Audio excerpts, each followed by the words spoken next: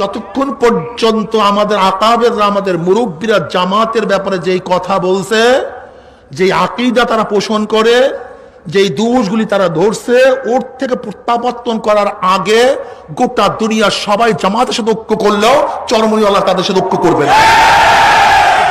কোন দেশ যদি কমিউনিজম দখল করে নেয়, একদিন না একদিন দ্বিতীয়বার সেখানে ইসলাম আসতে পারে। বোখারা, তাসকান, সামারকান্দ, উজবেকিস্তান, সেখানে ইসলাম চলে আসছে। কিন্তু আল্লাহ না করুক, কোন দেশ যদি জামাত একবার দখল করে, সে দেশে পূর্ণ ইসলাম আর কোনদিন আসবে না। আমাদের আকীদা খারাপ। কি খারাপ হয়েছে আকীদা? আমার কোন নেতা আকীদা খারাপের কথা বলেছে? আমার নিজামী সাহেব, মুজাহিদ সাহেব, আমার এমপিরা, আমার নেতৃবৃন্দ, আমার গোলাম আজম সাহেব কে বলেছেন সাহাবীদের বিরুদ্ধে? জানতে চাই, কে বলেছেন নবীর বিরুদ্ধে? আপনারা বলেন জামাত ইসলামী কোন ইসলামী দল নয়। আল্লাহকে ভয় করুন।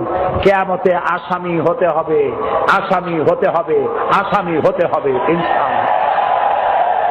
আপনি যে কথা বলেন, আজ আমি নাম নেব না, আমি নাম নেব না। আপনি যে কথা বলেন, সেই আপনি কথা বলেন দিলীপ বড়ুয়ার ভাষায়। আপনি হুজুর, আপনি কথা বলেন রাশেদ খান মেননের ভাষায়। আপনি কথা বলেন সাইফুদ্দিন মানিকের ভাষায়। আপনি কথা বলেন শেখ হাসিনার ভাষায়। তাই জাতি মনে করে হয় আপনি ভারতের দালাল, আর না হয় আওয়ামী লীগের বেটি। আপনি কিচ্ছু করতে পারবেন না।